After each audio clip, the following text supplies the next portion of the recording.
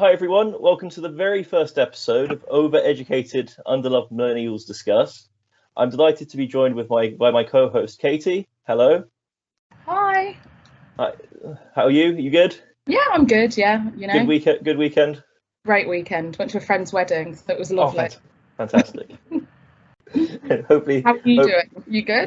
Yeah, good. I submitted my my intention to submit form for my PhD thesis this morning.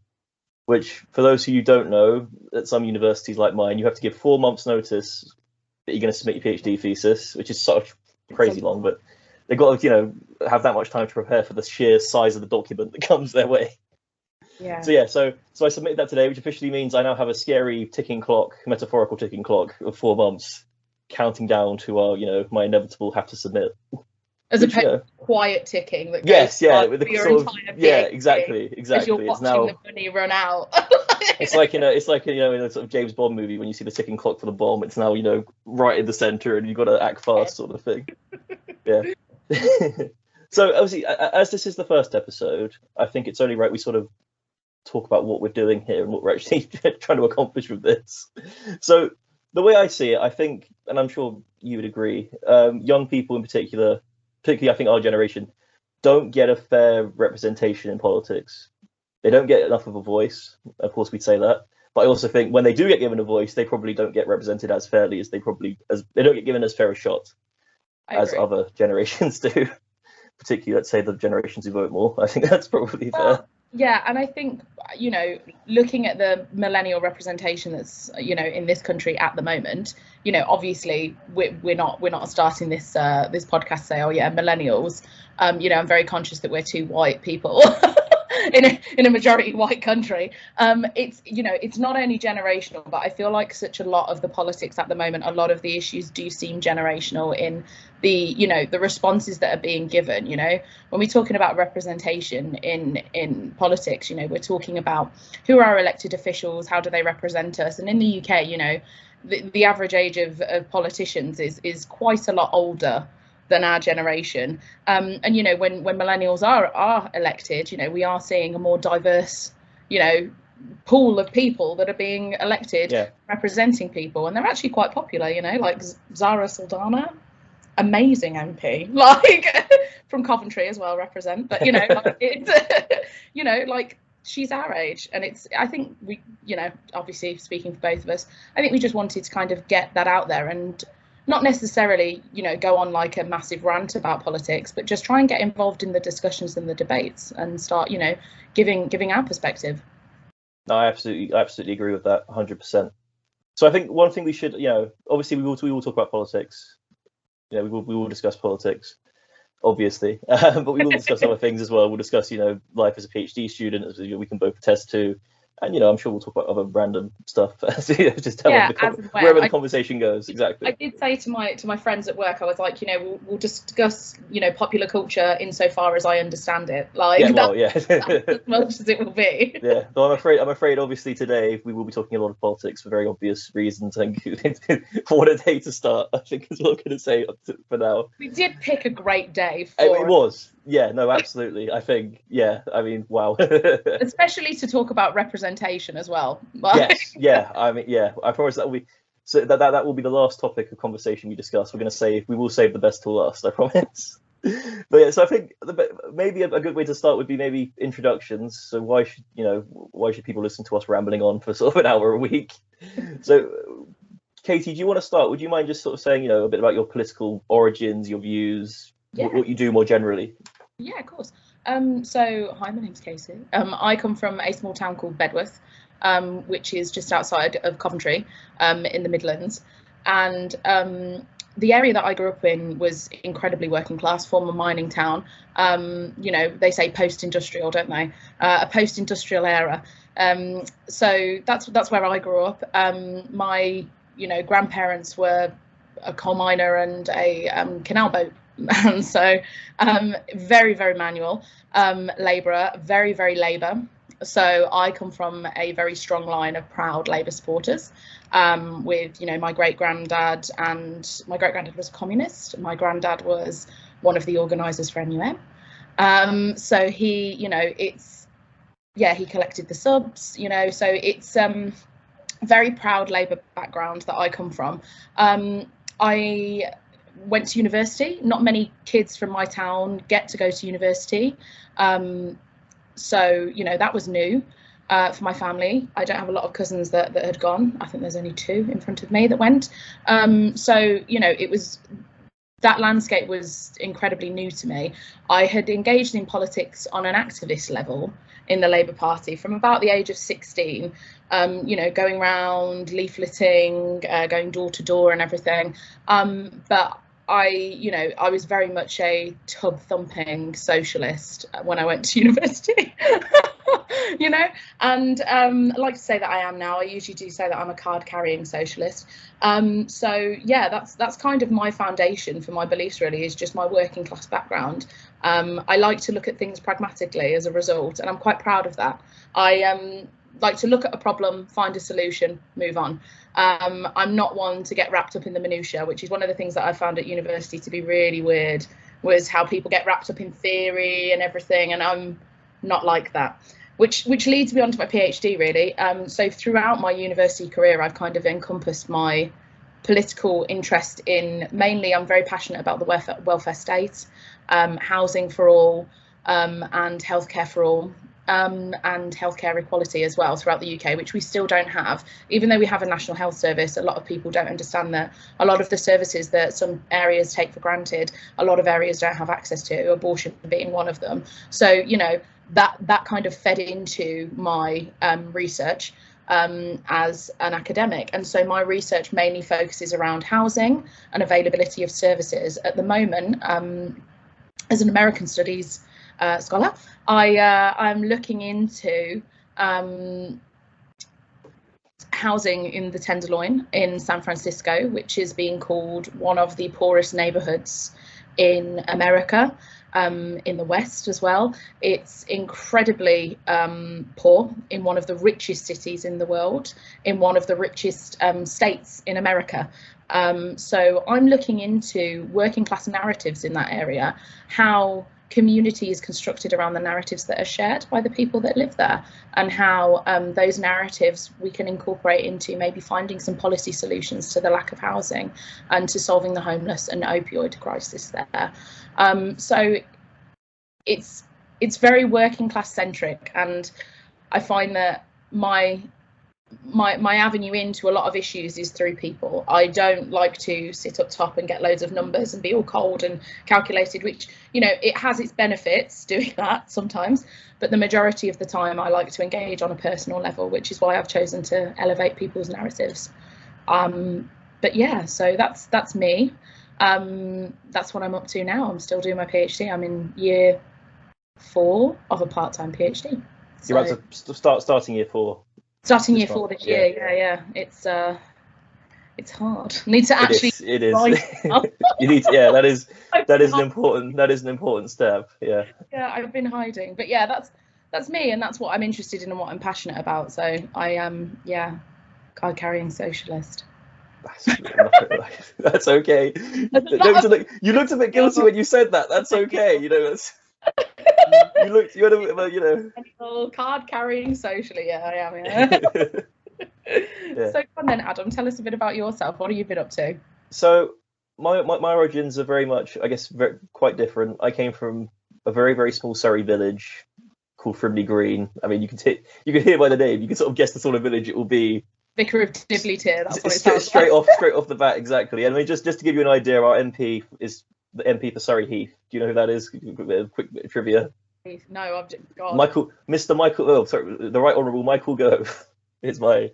Yes, well, yeah. I'm sorry. Oh, you know, what can you do? Yeah. So I actually, interestingly, the first political party I joined was actually the Conservative Party. I have to, confess. Sure. And I don't. It was, yeah, exactly. And I don't know. I think at the time it was very much a case of, I don't know. This is going to sound a bit silly, but I think it was just a kind of almost a sort of rebellious, because just to give you an idea of my origins, I come from a family of liberals.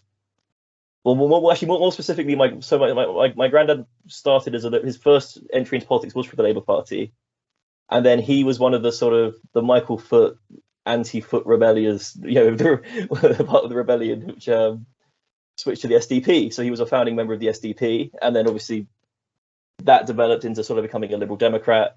His wife, my gran, also became a Liberal Democrat. They both became Liberal Democrat councillors locally in Surrey Heath. My mum is now a Liberal Democrat councillor. Not only a Liberal Democrat councillor, she's now actually the mayor of Surrey Heath.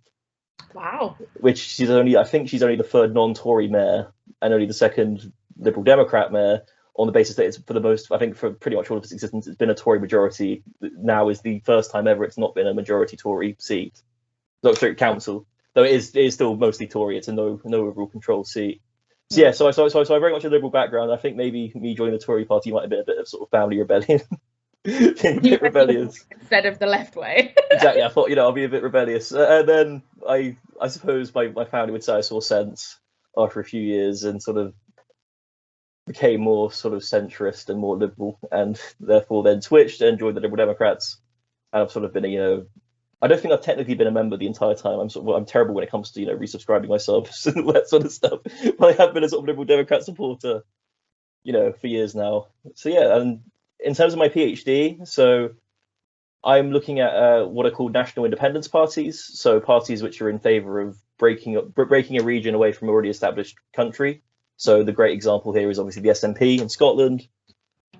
And my research, very, very briefly, effectively looks at the question of, given that when you think about nationalist parties traditionally, you think of right-wing parties. You think of the BNP, UKIP, the Front National in France, Republicans, etc. Right? But obviously, when you look at national independence parties, they're not all right wing. Actually, there's quite a lot that are left wing, quite a lot that are right wing, and pretty much every single shade in the middle. It's one of the most diverse groupings ideologically of political parties you can really have. So my question was very simply, well, why? What factors make them more left wing? What factors make them more right wing? And everything sort of, why are some more centrist? Why are some more radical left and right? And yeah, so I have been doing, so I'm about to start the 4th year of my PhD like you.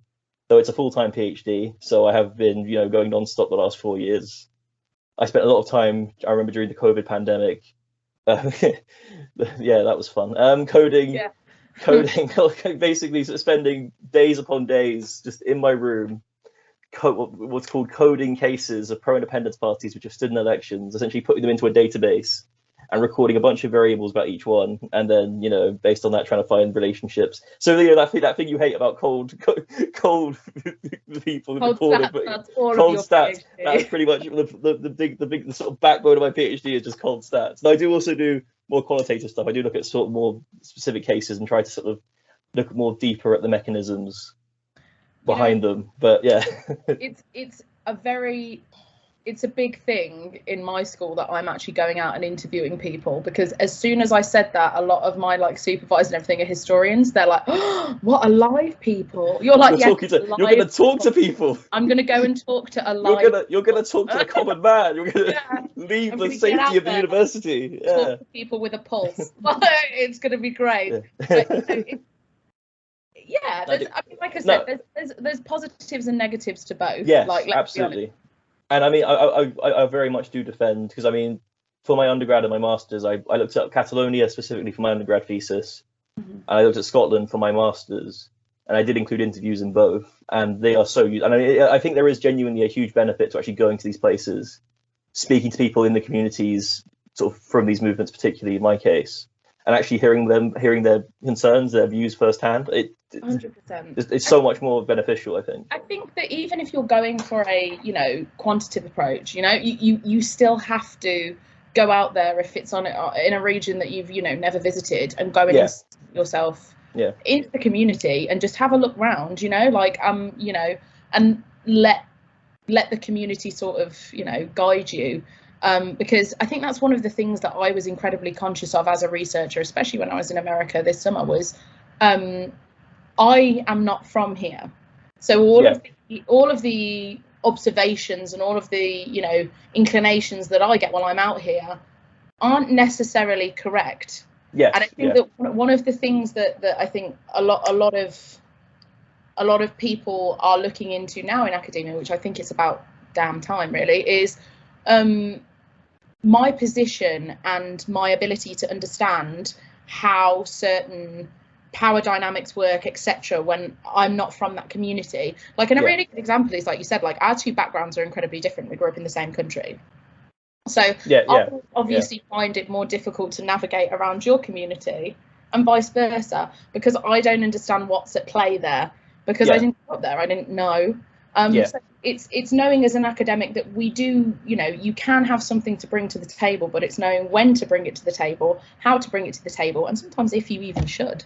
Right? Absolutely. With a lot of these, especially with nationalism, like you're saying, and I'm studying, you know, people that are in incredibly vulnerable positions, you know, there are ethnic minorities that need to be considered, and institutional racism has a role in it. And, you know, my position as a white woman from Britain, for heaven's sake, you know, like is, you know, it's, you know, should I speak about it? If I'm speaking about it, how am I speaking about it? Am I elevating the right voices? And so, yeah, I think, like you said, it's interesting as a time, especially like you said, with nationalism in Catalonia as well, going there and actually seeing it. Yeah, that was incredible. I visited, I don't know how well you know the story. So in October 2017, there was a referendum in Catalonia on the issue of its independence, which was deemed illegal by the Spanish state.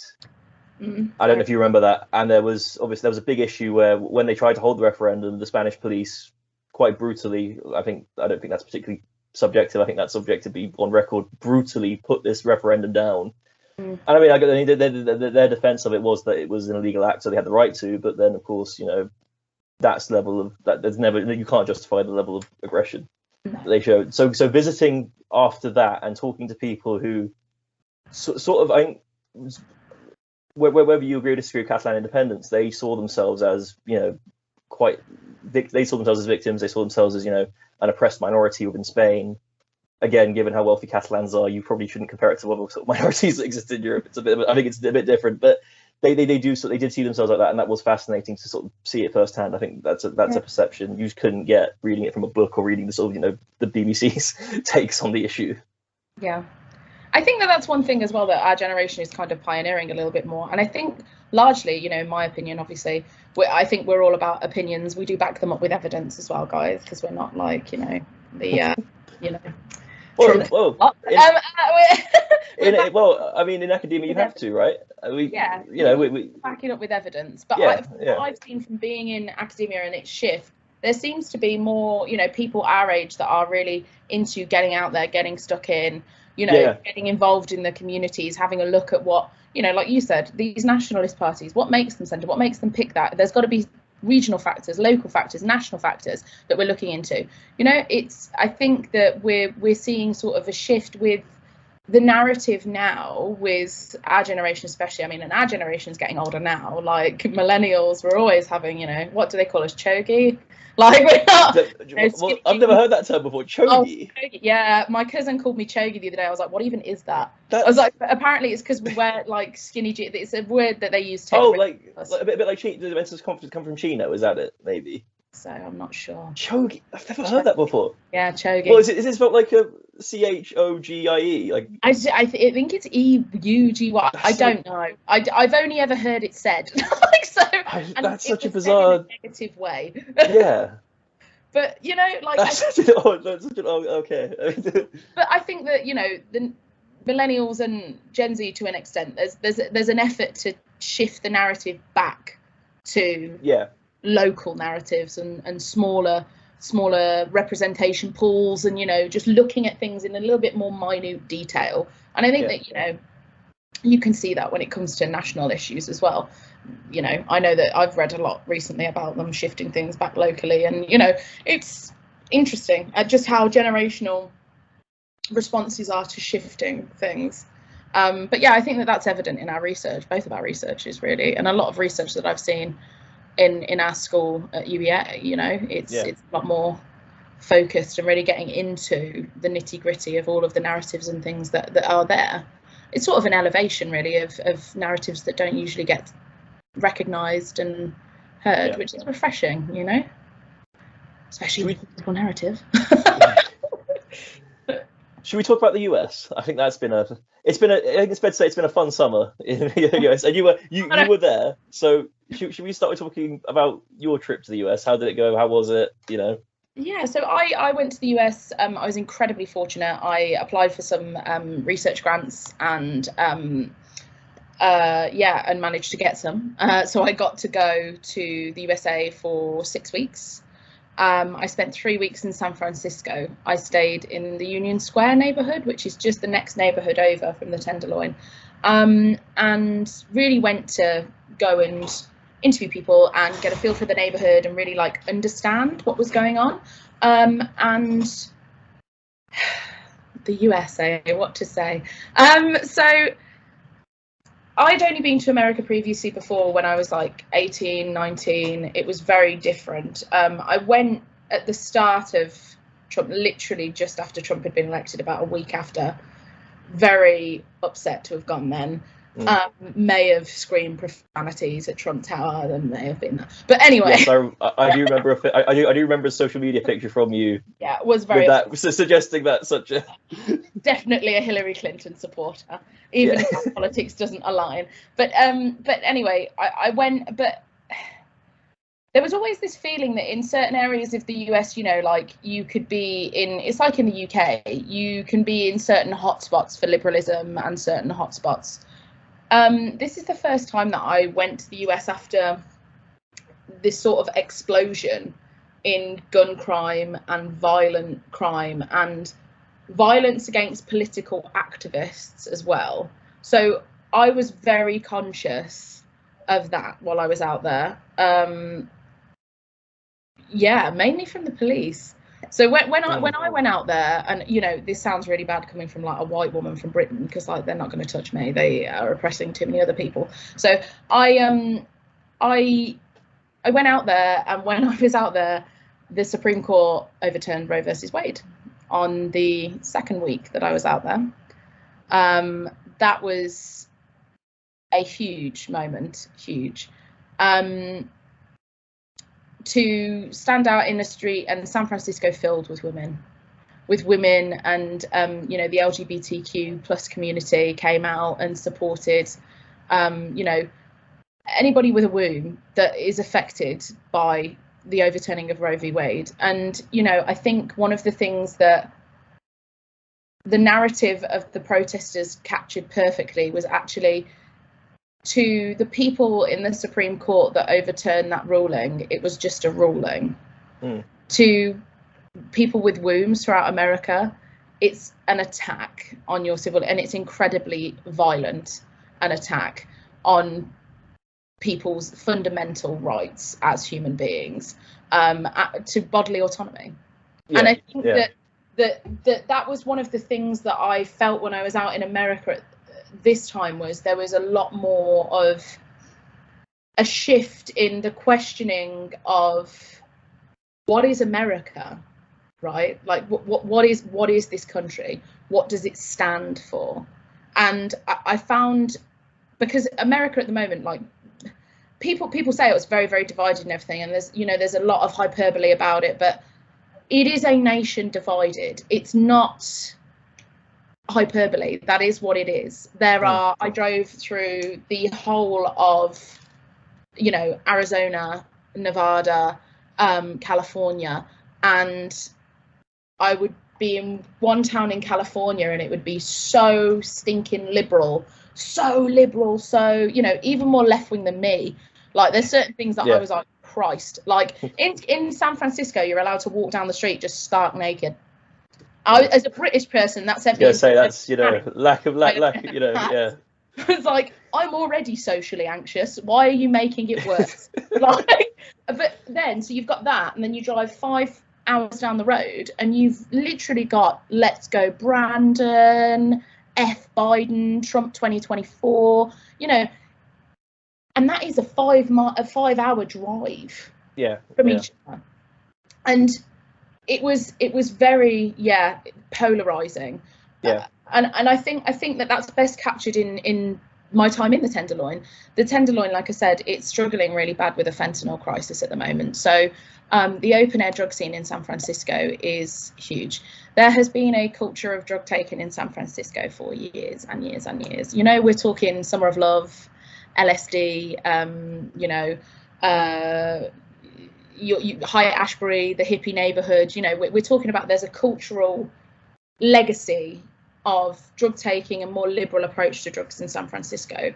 But what we're seeing now is we're seeing a mixture with the opioid crisis that is gripping America, you know, and just some background, obviously, because I don't know how much people know about the opioid crisis. So essentially in America, they're having an issue with opioids where, you know, because you're paying for healthcare, you can go in for an operation and you'll be prescribed very strong opioids, and you then become addicted to them. So benzodiazepine, etc. And because you become addicted to these opioids, you work through your prescripted amount very quickly, and then because the addiction level of these opioids is so strong, people are then going onto streets and finding illicit forms of these opioids, which comes in the form of heroin. It comes in the form of, you know, black tar heroin, fentanyl, and fentanyl is an incredibly strong drug. It is an opioid that is, like, I think one of the guys that I was talking to said it's like 5 times stronger than heroin. Like, yeah, it's ridiculous. It's that strong and that addictive that people need to take a hit like every 2 hours to keep up. It's mad. Yeah, it's crazy. And the open air drug scene in the Tenderloin is just, you know, I saw every other corner. You know, it has got dealers on that are just dealing open air. No intervention from the police, nothing. And the homeless crisis is that bad in that neighborhood. So historically, the Tenderloin has been a working class neighborhood for years and years and years. The term Tenderloin comes from basically all of the illicit acts used to happen in that neighborhood. So you used to have brothels and, you know, gambling joints and things, and they would bribe, the businesses would bribe the police officers to not arrest people in that area so they could go about their business, and they bribed them so much that they could afford the Tenderloin cut of beef. Oh. That's where the name and get the neighborhood name, yeah, the Tenderloin. And there's Tenderloins in cities all across the United States, you know, so it's a common name for a neighborhood.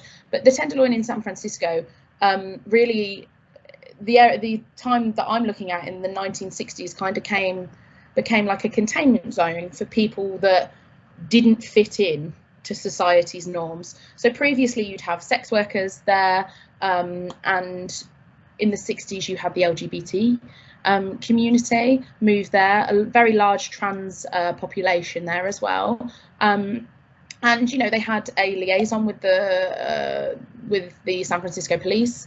There were obviously numerous acts of police brutality at that time, but they actually had a riot in the Tenderloin in San Francisco 3 years before Stonewall, called the Gene Compton Cafeteria Riot.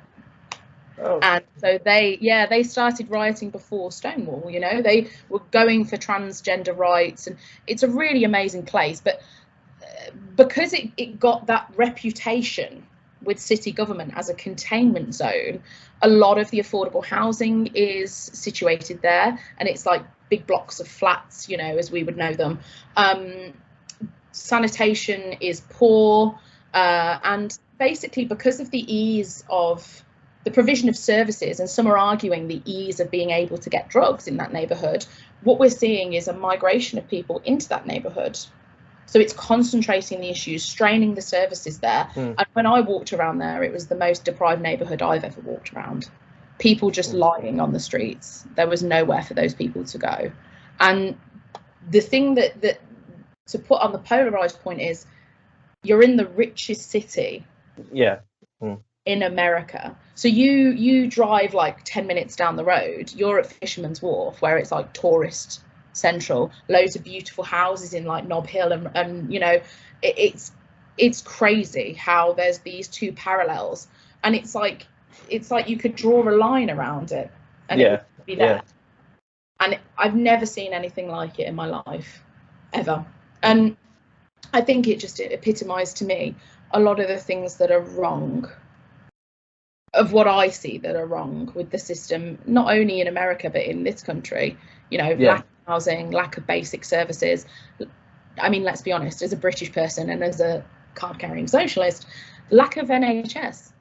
Like that, these people that are even trying to help these people, they're stumbling at the first building block because they don't have the infrastructure to help people. They just don't. Like, so a really good example is they built this thing called the Tenderloin Linkage Centre. I'll shut up in a minute so you can get a word in. But it's genuine. It's fascinating. It's really interesting. They built this thing called the Tenderloin Linkage Centre, and it was in UN Plaza, and its goal was to link residents from the Tenderloin, people who were suffering with drug addiction, to services that would be able to provide them with housing, treatment, you know, an array of options to assist them with their struggles, with what they're going through. And they're shutting the Tenderloin Linkage Centre in December. And, you know, the reports coming out of the success rate are not great because, you know, and there's a debate going on at the moment between activists that I've spoken to, some of which are saying, look, we need to house these people first, and then if they want to get treatment, they can get treatment, which is the housing first model, which you've seen in Finland, or we need to prioritise treating these people, and the way to do that is to employ assistance through law enforcement and social workers. So there's two sides to this coin, right? And what I found is if you just cut through both of those arguments, the main issue is you've got a linkage centre, but you're linking people to what? Because if there's no housing, or there's a fundamental lack of housing, so there's, you know, waiting lists are hundreds of people long for affordable housing in San Francisco, and there's no centralised method through which to send these people to drug treatment facilities. Like, there are a few drug treatment facilities that are publicly funded, but in the Bay Area, the waiting time for beds is too high. Where you've got, you know, a few 100 miles outside of the Bay Area where there's nobody that's addicted to opioids and they've got beds for days, you know, like it's a concentration and strain on services that's going on. And in a state that has a $97 billion surplus, a budgetary surplus of $97 billion, you've got to start thinking, well, are we trying to run before we can walk here? You know, are we trying to help these people without actually having the infrastructure in place to support them? And I think it just shows like the system and its strains, because, you know, California is the Democratic majority, so the Democrats can't blame the Republicans for that. You know, like it's not, and it's very interesting. But obviously, that is really interesting. Slightly, obviously, very sad, but also, you know, is interesting. Sad. Incredibly sad. You know, I walked through and I thought, geez, you know, how lucky I was as a working class person in the UK to be born at a time of family tax credits and, you know, being able to go to school without a police escort. You know, like it's. And have a national health service, which you know, that looks after me whenever I get ill, and that if I ever got addicted to drugs, I could go and get treatment. Yeah, absolutely. You know, it was a different level. Yeah. So do you mind if we talk about Biden? Go on. What do you want to talk about Biden? Well, I'm curious for your view, because obviously you're the expert, not me, but I get the impression about 6 months ago, he was in big trouble. It felt like the polls. Strong word. Well, you know, far more than most, I think, probably. Definitely in the UK, probably. So I get the impression about 6 months ago, he was in big trouble. The polls were not looking good. He was struggling to sort of, you know, really inspire people, get stuff done. But it does seem, at least from the outside, that things have got a bit better in the last 6 months. He seems to have sort of. I think the big one I've seen is that fuel prices are going down, for example, in the US, and that seems to be making people very happy. And he does seem to have weathered a bit of a storm, let's say. So I'm just thinking, well, where do you see Biden at the moment, his position, and looking forward, particularly obviously to the midterms, which are now just 2 months away? Where do I see Joe Biden? So at the start, obviously, I think it's obvious to say that most people in our generation wanted Joe Biden to win. Let's be honest, it was through gritted teeth, because it's another boomer. in power. And I have nothing against boomers. There are some very nice boomers. It's not a generalization. I'm not going to do what Gen Z does to us because it hurts my feelings, and now I know what it feels like. So I'm not going to do that. But it was okay, fine, we'll have to deal with what we've got. It was the hand that we were dealt. So there were a lot of promises on the campaign trail, I think, to shore up the millennial and Gen Z vote. Promises such as, student debt action, climate action, job creation, a decrease of just fundamental inequality that you see, because the wage inequality in America is astounding. So yeah, there were a lot of promises.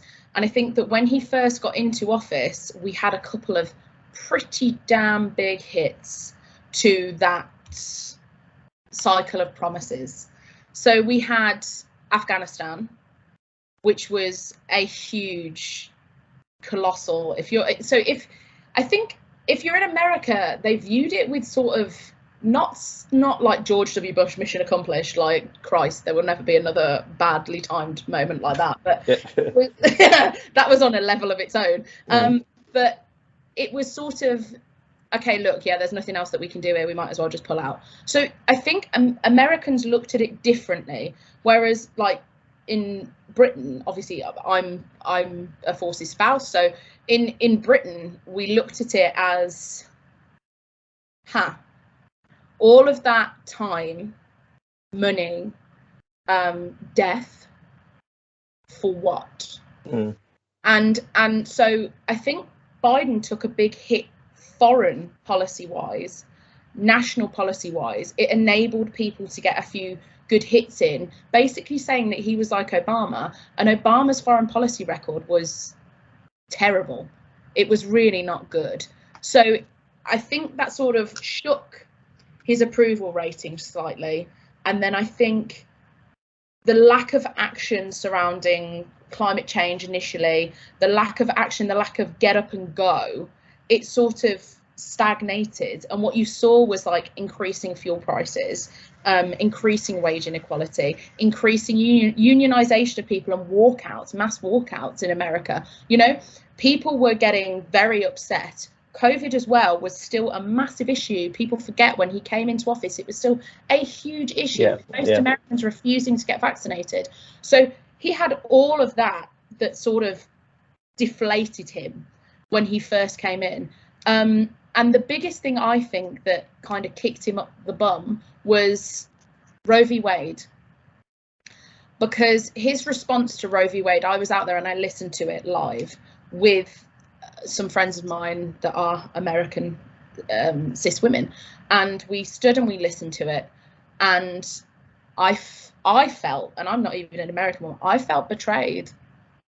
I felt really betrayed by this guy who had said, I'm going to come in, I'm going to protect Americans' rights, I'm going to do this, I'm going to do.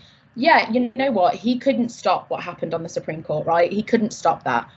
But this sort of notion of, it's happened, and what I'll do is I'll protect you so you can travel and get an abortion.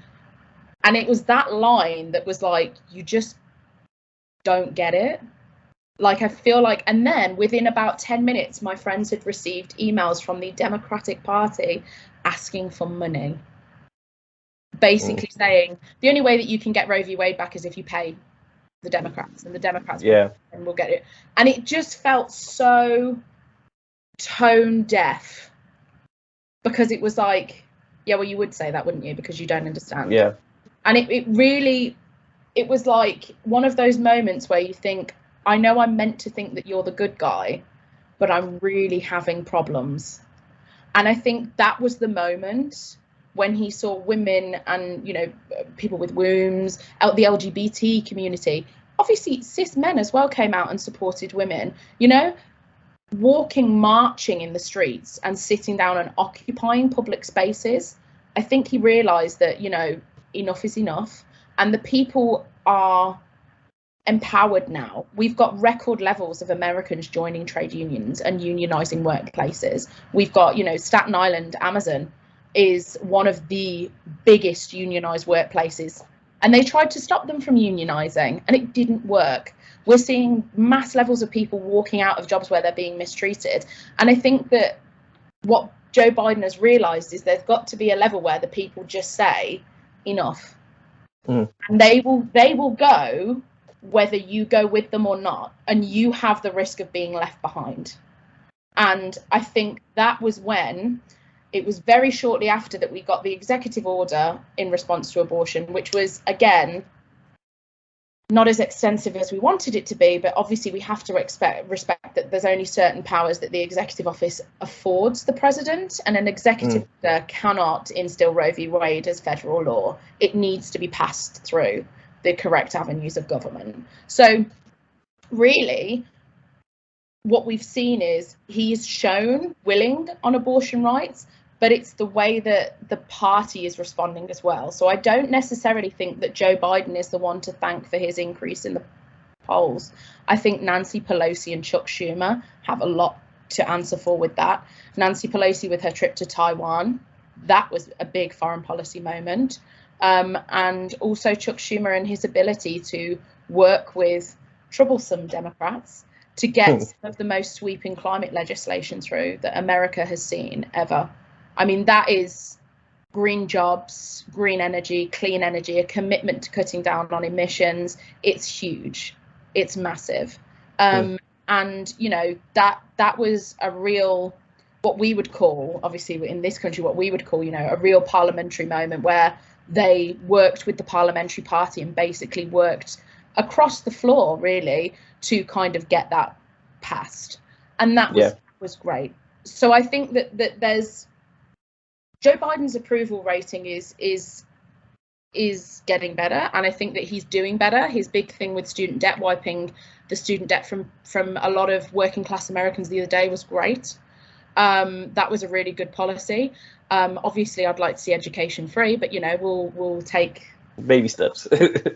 We'll take the bus to get to the next stop, eh? But yeah, so you know, I think that he's realizing, but I think it's the Democratic Party itself that's realizing, saying that you're not Donald Trump is not enough. People need real solutions to the issues that they're facing, and climate change being one of the biggest ones. You know, like that's one of the reasons why we're in that energy crisis at the moment. If we had sustainable renewable energy, Russia couldn't cut off our gas because we wouldn't need it. Like, it's. I think, I think, to be honest with you, I think he's just kind of realised that if he doesn't keep up, people are just going to leave him behind. Do you think he's a bit more comfortable now? I mean, in the sense that, so I think last week he gave that very passionate anti-Trump speech. It was great. And I think that was the first time I saw him, and I thought, this is a guy who actually seems more, because I got the impression, first he seemed, understandably, because I mean, he was thrown into, let's face it, a bit of a horrible situation when he came into the presidency. But I got the impression with that speech, that was the first time I really saw him, you know, seeming like he was really, you know, in the moment, really presidential, properly up for the fight sort of thing. So do you think he is now sort of finally getting the hang of it? I think so. And I think one of the things that, again, from my perspective, coming from the generation that I do, I like to see my leaders be themselves. I don't like the PR leader version. I don't like the PR leader. I don't like, you know, I often say that I think Ed Miliband did terribly in that election because they didn't let Ed be Ed. Because I've met Ed a couple of times and he's absolutely lovely. And he's more bacon sandwiches. And he's, don't, honestly, don't. Can you? What a weird time that was. I mean that was only 7 years ago. Was it 2015? That picture was took. Yeah, it feels like a long time ago. But that was great. I feel that they didn't let him be him. Yeah. They made him a polished version of him, which is what they tried to do at the start with Biden. And I think that people respond better. Great example is the Finnish Prime Minister, isn't it? Yes. Her name escapes me. I know. Off the top of my head, but it's really bad. But I mean, that whole story made me so upset for many reasons. But she's so annoyed. Yeah. And the amount of people that have come out in support of her, like, lay her down, Jesus Christ, like, you know. And I think that that's the thing with Biden. They were trying to kind of counter all of these things of, he's got dementia, he's too old, by like, we need to polish him, we need to make sure that you do. And actually, when you think about the debates, what were the key moments that you can pull out of the presidential debates? when he was being Joe Biden, where he told Trump to shut the hell up. And everybody was like, I remember I was watching with our friend Jan, and it was like this collective sigh of relief of somebody finally said that. Thank you for telling him to shut up. Like, you know, it was great. And more of it, you know, more of it. And there are a lot of criticisms about Joe Biden, about his history, about his voting record. Yeah, he doesn't have a spotless voting record. He has made some, you know, decisions that are questionable back in the day. But it comes with the age that he is. And you've got to think of the political climate at that time as well. You know, like, it's, and that's not making excuses for him, but that's saying we need to make sure that he doesn't make those decisions again now. And the only way that we do that is by applying the pressure and by engaging. We can't just take a step back and point at him. We have to engage and say to him, Joe, look, you can't do that again. And to me, it seems like he's listening. It seems like he's listening now. And I think that Roe v Wade was the turning point for that. So before we hop across the pond and talk about our new Prime Minister, is there anything else you want to talk about American-wise? Well, no, I was just wondering what you thought of Joe Biden and what you thought of, you know, what's going on. And maybe who you think, you know, how do you think the midterms are going to go? I mean, I suspect instinctively, again, I'm really not, my reading on American politics has been terrible the last couple of years simply because I've just been so busy with other stuff. Well, like, not a very good excuse. Yes, yeah. I think my instinct is I don't think it will go particularly well on the basis that it's a midterm party. You know, it's just, they never do go well. I don't think they're going to quite go as badly. I think the result in Alaska, I think, gave me a bit of a sort of I was a bit when I saw that I was almost a bit shocked. I was like, I can't believe I just sort of assumed Sarah Palin would win. That was going to just fantastic result in Alaska, and people power and indigenous women did fantastic. Did you see? I mean, that was a bit of a side point. Did you see her response? It went a bit viral on Twitter. No, I didn't. She got very, very upset. Started sort of whining about how could people vote for these woke, you know, left wing. She got it's on Twitter. It's about a minute long. She gets a bit, you know, upset. she lets the mask slip and becomes the snowflake, as very many of them do. Oh yes, yeah. They never do that, of course. Yeah, so I think my general response would be, you know, I don't think it will go particularly well, but I think that's just how American politics works. I don't think it'll be as bad as I probably thought it would have been, you know, say 6 months ago. I think it looked like it could have been really, really bad. I mean, it looked like the Republicans were going to take both, and we were like, well, goodbye every fundamental right that anybody takes. Values, like, but yeah, no, I agree. I think let's not. I think that this is just again a generational thing. Being stung before, you know, like for the whole time that I've been active in politics, I've never won an election. The party that I've backed, or the thing that I've backed, has think how it feels being a Liberal Democrat. At least you guys, you know, that must suck. At least you guys make it onto the podium. I mean, God. Yeah, it's true. But yeah. So you know, obviously I'm scarred from Brexit and from other elections. But I'm not going to run before we can walk. But I think that it's not going to be terrible. And I think that the next thing on Biden's agenda should be getting rid of that damn filibuster. Get it out. Yeah. It's a scourge on any democratic nation that somebody can stand and talk for like 48 hours and just talk and block people's fundamental right. Bodily autonomy. It's stupid. So that should go. You need an American version of John Bercow to tell them where to stick. It. You need an American version of John Bercow to just be like, enough, shut up, sit down. Like, but yeah, so that should be the next on his agenda. And I think if he can do that, he needs to position himself as a transformative president, because I will say you should never take anything for granted, and I do not think that it's safe to say that the Democrats will win the next federal election, like general election type. So before we hop to the UK, I've got one more question, very quick. Percentage chance Trump runs again in 2024. Oh God. Donald Trump Senior, just to be absolutely clear. Question. There's a clip. I mean, I'm sure we will talk about it again as we get closer. Without a conviction, 65. I'm surprised that I don't know. My instinct would be higher, without obviously clearly assuming he doesn't get locked up for as many misdemeanors at the moment. A lot of things that are going on at the moment in politics in the US with the Republican Party, they're sort of trying to distance themselves, sort of not, because they don't want to alienate that voter base. But Ron DeSantis is getting a lot of support from the Central Party and from Fox News. Sorry, just for those who don't know who that is, would you mind quickly just... Ron DeSantis is the governor of Florida, and he is very right-wing, and I would argue more dangerous than Donald Trump. And there's a lot of reasons why he's more dangerous. Politically, Donald Trump doesn't have any principles, but Ron DeSantis does, which is one of the things that is very dangerous. And he's been in American politics for many years, and he's the guy that's responsible for the Don't Say Gay bill in Florida. He's very, very, very good at getting very right-wing legislation passed. Donald Trump, when he first became president, he'd never held an office before in the US government, so he didn't know how the system works. So it took him a while to get settled before he could start doing that. Ron DeSantis would be able to hit the ground running. So from what I've seen and what I've heard, I listened to a podcast called Pod Save America, which I highly recommend. They were talking about how recently there was a Trump rally and Fox decided to not air the Trump rally and air a 30-minute special with Ron DeSantis instead. And I think that that's very, very telling as to who Rupert Murdoch wants to be president of the United States, which has sadly a lot of sway. But yeah. No, that is interesting. I think. Yeah. It's one to watch.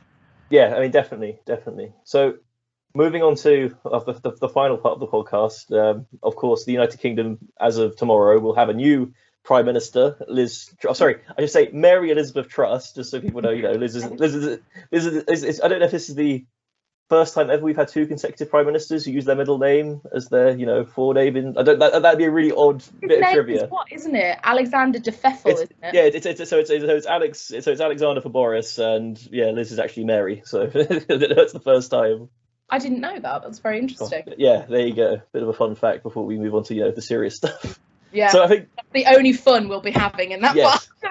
Well, so I think a good place to start is we both 6 years ago actually met our now Prime Minister. Yes, we did. She visited the University of East Anglia during I think it was right at the start of the EU referendum campaign, if I remember right. She visited, Remainer. Yes, and this is the thing. So what I really wanted to talk about was what she said, and I think that this kind of does cloud my sort of view of her, because obviously she comes in very, like a minister does, smiling, being friendly, And I actually think, given that, let's face it, I think it was just all Lib Dems and Labour campaigners. I don't think there was a single Tory there. There weren't that many Labour people there because we were making us meet a Tory. I thought we gave her a very, very warm welcome, considering that she was a Tory. We were all very friendly and civil. We smiled at her, and she shook. I shook hands with her. She asked what my degree was. We had a quick sort of exchange. She was perfectly friendly. Yeah. And then, of course, she gave her speech, and she talked about how Brexit would destroy so many fundamental rights of young people. It would be this horrible thing for the young generation. It would be this terrible, terrible thing. Yeah. And of course, how she couldn't bear the thought of her daughter not having freedom of movement around Europe. That was the thing. That was the thing she emphasised, I think, the most, was this idea: we have to keep free movement. It's fundamentally important. And of course, now 6 years later, apparently she's completely changed her opinion. So I guess my first question is: do you think she's genuinely changed her opinion, or do you think she's a bit of a go with the wind, a bit like Boris Johnson, just kind of does what it takes?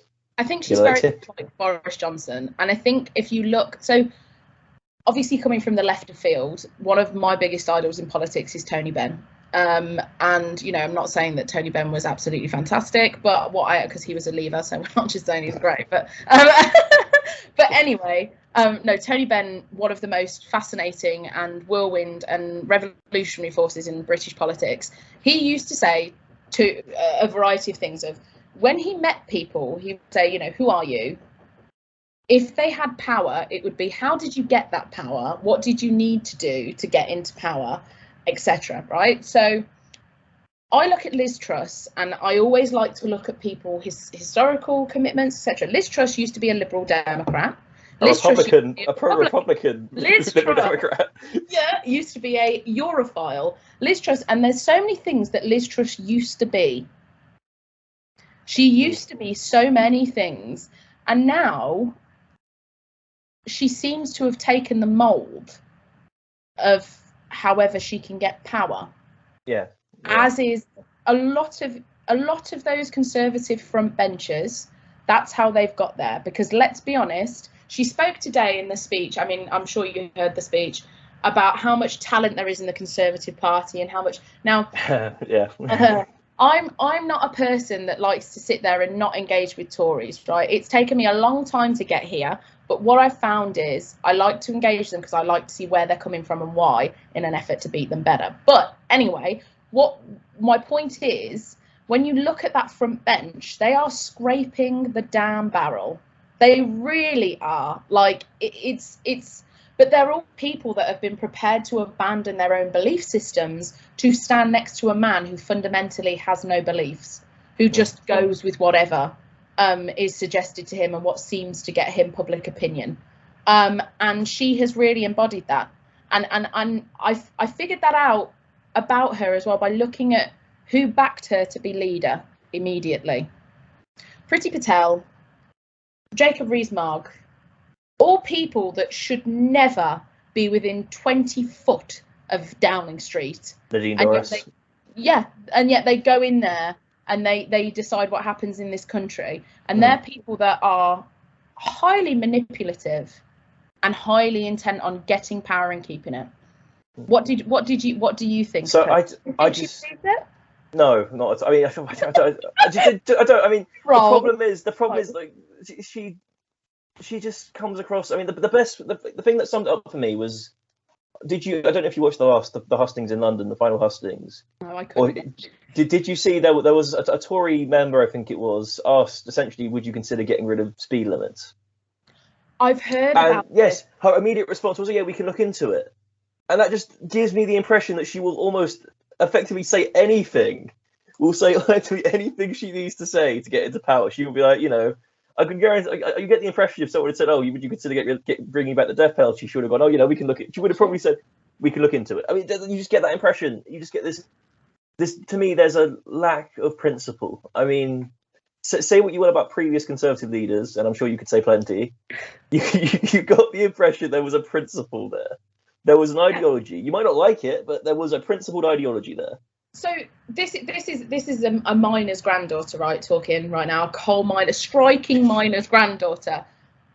You can say many things about Margaret Thatcher, and I have, but one of the things that you can say about Maggie Thatcher is she was principled, and when she said she was going to do something, she did it. Come hell or high water, that was what she believed in. She believed in it fundamentally. I believe that she was incredibly wrong and she absolutely brought this country to its knees in the process of doing that.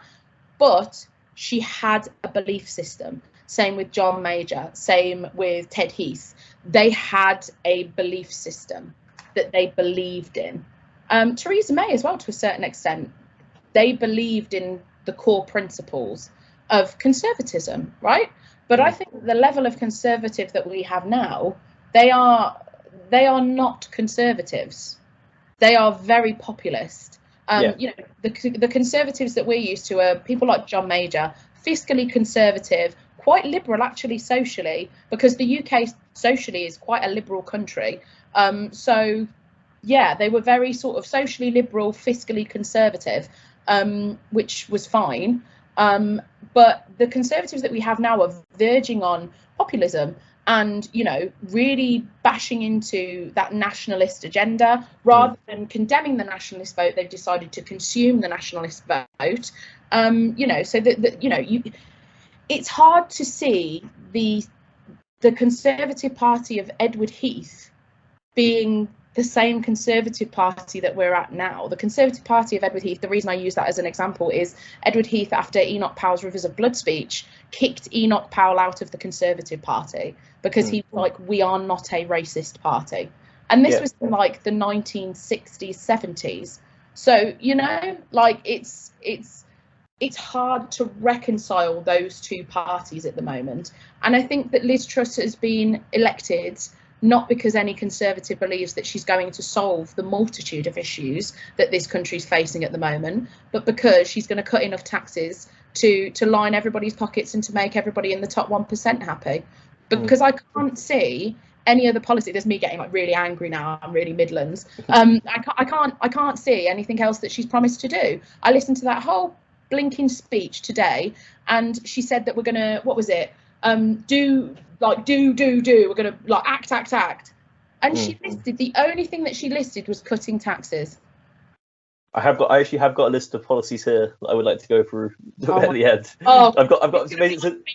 Jesus. There's a brilliant article for those who haven't seen it on Politico by Noah Keat, and what he's done is he's gone through, and I respect the hell out of that the commitment to do this, to go through all the speeches, all the hustings, and pick out every single promise that this Truss has made. It's called the Truss Manifesto, and it is, quite a remarkable bit of work. I mean, as an academic, he references every single promise with a quote, and it is just brilliantly done. I mean, highly recommend if you want to see the whole thing. How much of it will actually be? I think that'd be interesting to do actually. At the time of the next general election, go back and see how much of it she actually did. I mean, that would be really interesting. We can do like a 100-day thing, like they do with the president in America. We'll see how she's doing based on her promises. But we'll see. Link as well to the Politico article in the description. No, we absolutely we will, because that I have massive respect to the amount of that must have taken so much time as well. God, the amount of time. I have to listen to everything that Liz Truss that would have taken some real commitment. So before we do go on to policies, I have one more question really about your leader. How do you think Keir Starmer will go? How do you think he will compare to Liz Truss? How do you think that dynamic, that battle will go? Is this where I pin my colours to the mast then, let's say? Used to be a massive Corbynite, let's just get it out there now. Used to be a huge Corbynite. I wouldn't say I'm a huge Starmer fan, but I would say I've voted for Keir Starmer. I like Keir Starmer. Do I think he's great? No. Do I think he's Prime Minister material? Yeah. Look at our reference. Please reference last two. How do I think he's going to respond? I'm very much looking forward to Prime Minister's question time on Wednesday. I think that's going to be a good gauge. I think that Keir Starmer's main priority now will be pushing for a general election. And that is all they're going to get, I think, from Labour and, I'm going to say us, from Labour and the Liberals, is general election. Because let's be truthful, she doesn't have a mandate. She doesn't. Well, I mean, just to give you an idea of the mandate she has, she received 81,000 votes from the Conservative membership. And just to give you an idea of how little that is, I went to the Women's European Championship final over the summer, which the Lioness has won. Get in there. And 87,000 people turned up to that. So more people went to Wembley and watched England's women's team win the European Championship than had voted for Liz Truss. Precisely. To be Prime Minister. So, there you go. That gives you an idea of the sort of mandate. She doesn't have a mandate. So I think that Keir Starmer, to be perfectly honest with you, I think that he's played a blinder anyway with Boris over the last few months anyway, making him accountable. I think that his response to what they call in it, Beergate or whatever, was where he had like food when he was working, God forbid. His response to that was spot on. He was accountable, he was open. I think we need to see more of that. I'll be honest with you, my criticism would be that he needs to be more open, because people are really looking for a guiding light at the moment and help.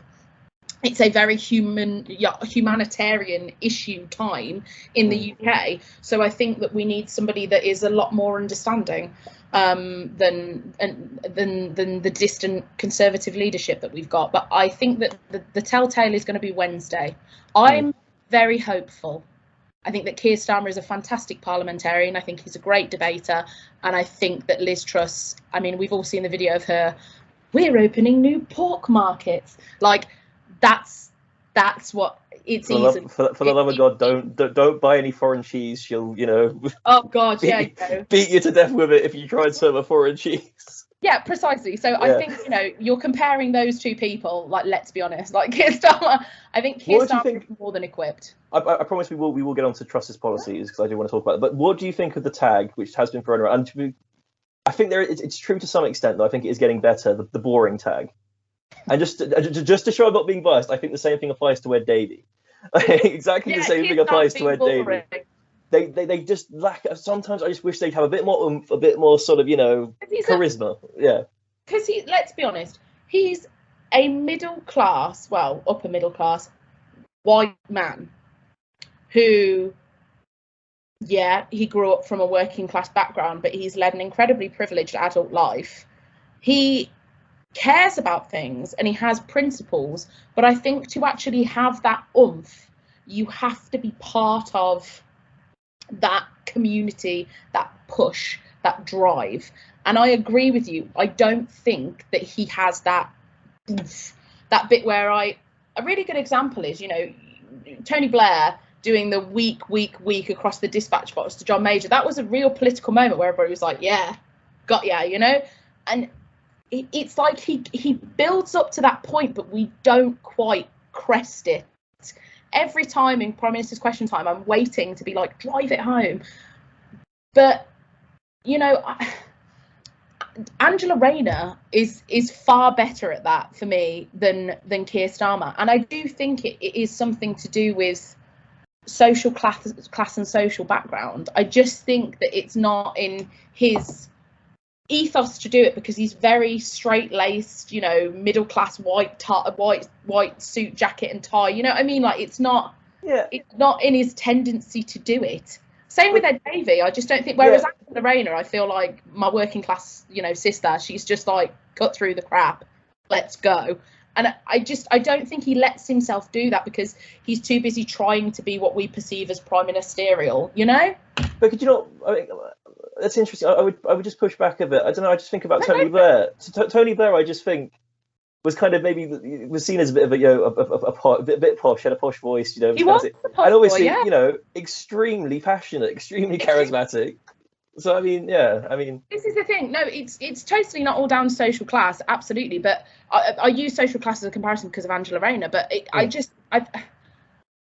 feel like it's, again, I risk saying it, it's the PR perception of a prime minister where it's like you've got to be in control consistently, whereas actually what the British people I think would more prefer is somebody that gets on that dispatch box and just gives them hell, because they deserve it. Let's be honest, most of the British population at the moment are struggling with energy bills, they're struggling with wage stagnation, they're struggling with inflation. People are blinking annoyed. People are really angry. So Keir Starmer needs to vocalise that, needs to show that. So I do agree with you. I think that he is lacking on certain aspects of being able to show that. And it's anger at this point. It's not even passion, it's sheer anger. People are angry. And I think he needs to embody that a bit more. And I think that the only way that we can get him to do it, is getting him out there and getting him to working class communities where he can see the effect of the Tory government. Angela Rayner doesn't need to see it because she's lived it, you know, and that's just the difference, I think. Same with Zara Sultana, who I mentioned earlier. She's lived it, she sees it, and I think we need to get him out there and get him, you know, with people more and seeing the real effects of it, because I think he knows. I just don't think he's angry enough yet. Same with that's interesting. Just not angry enough. See, I think the interesting thing with Ed Davey, though, I think in a weird way, I don't think Ed Davey needs to, because almost in a weird way, I think where the Lib Dems are going, they almost want to appeal to former Tory heartland. So in a weird way, it probably benefits Ed Davey to be a bit, you know, posher, middle class. Yeah, exactly. Yeah. Go into these communities and be a bit more sort of, almost like a sort of, obviously he's not a Tory, but almost pretend in a weird way to be a bit more. Sort of, yes. Yeah. The stop. I don't want to say Ed Davey's going to, you know, suddenly become a raging Tory, but you know what I mean. Is it like I almost think the way he behaves almost, I think, is better suited for the people he needs to win over, for, you know, in a weird way, for Labour to win the next election, because obviously they need to hope that the Lib Dems do win lots of these seats in the South. That's one thing that I wanted to talk to you about. Obviously, you know, we've got the boundary changes coming in, and we knew that the Conservatives were going to wait for the boundary changes before they called the next election. It would make no sense to not wait for them. They're the ones that made them, for goodness sake. And what do you think we're looking at in terms of, if there was a general election called, you know, today, how do you think that would be made up? Do you think that we need to start embracing the idea of a coalition government? Do you think that's an inevitable? So I think the way it should go, I think in a weird way, I think this idea of alliances, and I'm assuming kind of this idea of a progressive alliance that always comes into it, doesn't it? I don't think I do go back and forth on it, but I think broadly speaking, I don't think it's necessary. I think we've seen from sort of recent by-elections, people are, I think, intelligent enough to work out who can win where, and I think particularly, and also another point I'd raise is that people forget it's very easy, I think, from where we're sitting to sort of think, oh, Labour and the Lib Dems should form an alliance, that'd be fine. But I think there are people in sort of seats in sort of places like Cornwall who I think don't particularly like the idea of a voting Liberal Democrat because it's a liberal centrist party, not because it's a centre left party. So this idea, if Ed Davey suddenly says, oh, I'm going to become best friends with Keir Starmer, I'm going to join a brand new socialist centre left social democratic government, that you might end up losing votes in certain places that you really need the Liberal Democrats to start, winning and picking up. Yeah. I mean, here's a great example where I am in Surrey Heath. I mean, I'm not saying, obviously, I'd love it if we beat Michael Gove, but it's obviously a very, very difficult thing to do. But there is no chance you could beat Michael Gove if the Liberal Democrats started, saying we're going to, form the next, socialist utopian government, and it's not gonna happen. You need, I think, do you get what I mean? Yeah, no, absolutely, totally.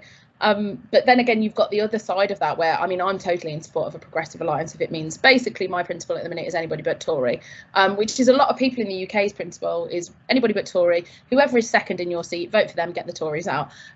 So, I think that our system is, I'm not going to say rigged because rigged isn't the right word, but our system is, geared up in a certain way that the people that get the most votes in this country don't form the government always, because it's based on a seat-by-seat basis, it's first past the post, etc. So, it's not the most representative system. So I would like to see something like PR introduced, and I can't see PR being introduced by Conservative or Labour government. I can see it having to be the result of somebody making a deal with one of those governments and saying, look, that's one of our lines. And to me, I totally agree with what you're saying, because absolutely a lot of politics people underestimate is not ideological based, it's issue based. And I think that that's one of the things that we've kind of lost sight of, is because our generation and the generation below us are very, very, very ideologically driven, right? Like, whereas our parents and our grandparents are very issue based. They're very, like you said, if you walked up to some voters in Cornwall in, say, Tory seats and said, yeah, we're going to turn it into a socialist utopia, even if that was good for them, they wouldn't vote for it because they don't believe in it. That's not the issues that they care about. So, that's, I see why, but I also, I'm not going to sit here as a member of the Labour Party and say that I don't want a Labour majority government. I do. Yeah. Obviously, but what I am saying is I think that if there's a coalition, I don't think people have as much to fear, because coalition has become a very dirty word, as I'm sure you're well aware. Yes, that's definitely true. Yeah. No, it shouldn't be. We are definitely the unique European country in that sense. Yeah, it should be a dirty word.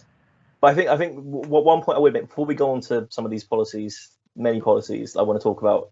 One point I would make about the PR thing, I think you're absolutely right, and I think the best evidence of this, I'm going to do something which is probably sacrilege to most Liberals. I'm going to criticise Trudeau. When he first came in, I know, heartbreaking, I know. When he first came in, I think was it 2015, he first got elected, I think, in Canada. Then, yeah. He stood on a platform very much of we will reform the electoral system. First past the post is unrepresentative system, we will reform it. Partly, I suspect, because I don't think he quite thought he was going to win a majority at the point when he was. I don't think anybody. Yes, no. I mean, but there was a time when people said he was going to come third. I mean, it really was quite a remarkable campaign, actually, from that perspective. But yeah, of course, as soon as he came in with a majority, all talk of PR, as soon as it became the system which helped him get a majority, all that, it just vanished. It was just not talked about. It was completely thrown out, forgotten about. And I guess, the principle is, sadly, no turkey ever votes for Christmas, sadly. And I think whichever party it is, whichever prime minister it is, you'd have to be pretty stupid to get rid of a system in which you are in total power. I mean, why would you? Yeah. So I think that's very correct. I think you would need a coalition of some sort to get rid of PR. It would just have to, I think. You would have to. And to be honest with you, I think that more young people are more open to stuff like that, because I think that obviously we look at other countries and we see how PR can create systems where they're very representative of the general populace. They're very representative in terms of policy that they create, and they create a certain level of balance throughout the government, which is nice. You will get groups of people that say, no, it's another word for centrist politics, because it forces everybody into the centre.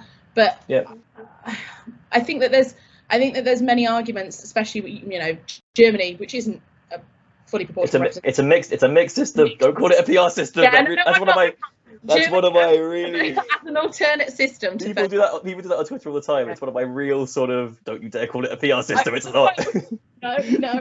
I know it's a mixed system, but I think that it shows you that the ability to enable parties to work on their own specific specialist areas. So Green Party politicians being able to formulate climate policy, that is really, really good. If we could have a system where Labour was consistently in charge of the welfare state, the Liberals were consistently in charge of, I would say, the economy, because I'd rather a Liberal be in charge of the economy than the Tories. But, if Labour could be in charge of the economy, but basically to enable smaller parties like the Greens, to enable the SNP to look at constitutional reform, all of those things would be great.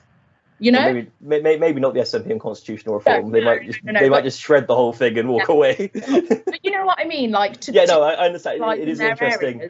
Would be great. I understand. Yeah, that isn't. Yeah, no, I do get what you're saying. I think it's just a more healthier type of politics as well. Yeah. I mean, even within the UK, I mean, Wales and Scotland will be, particularly Scotland's issues in Scotland at the moment. At least you seem to have more of a sort of collaborative form of government, which I think is just a healthier form of government. Which is just healthier, because then you get, you can. People say, so one of the biggest arguments against PR is, people saying, oh, you get more of the extremes in. Well, yes and no, because yes, you do, because people will vote for them and they will be elected, and it's easier technically for them to get elected. But also, those people are still beholden to an electorate. So if they start implementing policies and it starts going wrong, it's easier to get rid of them.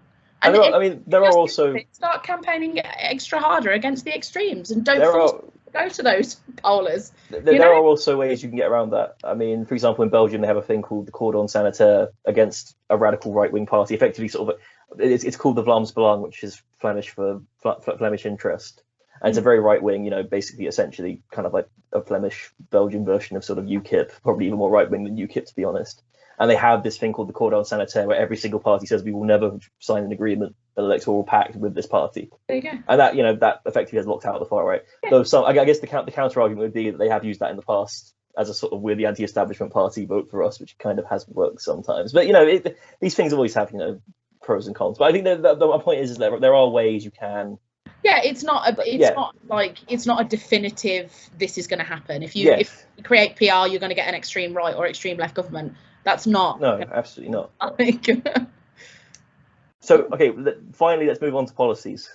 And obviously, the big one, which everyone's talking about, understandably, is energy and the cost of energy. And have you seen this evening? Apparently, Liz Truss is now considering effectively taking Labour and the Liberal Democrat policy of freezing the energy cap, the price cap. Yeah, because it's popular. That's exactly. I mean, funny enough, isn't it? I mean. But of course, I'd point out the big difference, of course, between Liz Truss having this policy and the Liberal Democrats and the Labour Party having this policy. Both the Lib Dems and Labour both said we will pay for it through a windfall tax. Yes. In contrast, Liz Truss has already said that, well, first of all, she said the windfall tax was evil and that, we shouldn't call profit a dirty word and all that sort of stuff.